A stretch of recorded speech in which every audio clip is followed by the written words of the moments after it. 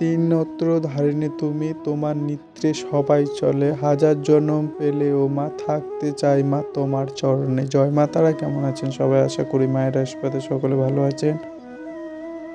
আজ শনিবার, প্রথমে জগৎজননী আনন্দময়ী মাকে দর্শন করিয়ে দিলাম।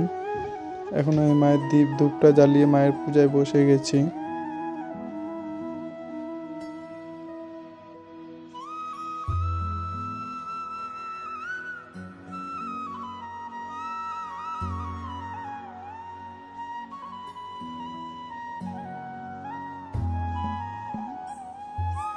মায়ের পূজা এবং মঙ্গল আরতি শুরু হয়ে গেছে। আপনারা দেখুন মায়ের পূজা এবং মঙ্গল আরতি শ্রবণ করুন।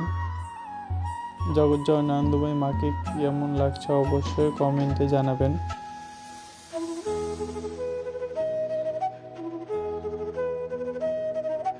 মায়ের কাছে এই প্রার্থনা করি, মা যেন সবাইকে ভালো রাখে, সুস্থ রাখে, সকলের মনস্কামনা পূর্ণ করে।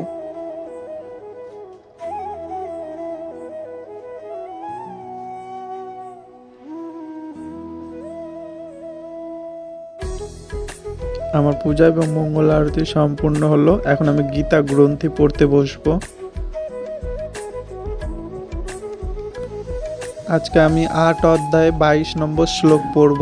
যেই শ্লোকে শ্রীকৃষ্ণ বলেছে, আমরা মানুষরা যেমন শরীরে বস্ত্র পরিধান করি, তেমন আমাদের শরীরের আত্মা বস্ত্র পরিধান করে। যেমন কি এক আত্মা থেকে অপর আত্মা, এক শরীর থেকে আর এক শরীর যেমন আত্মা পরিধান করে, তেমন আমরা বস্ত্র পরিধান করি, তেমন আমাদের শরীরের আত্মা বস্ত্র পরিধান করে। এই বলেছে শ্রীকৃষ্ণ।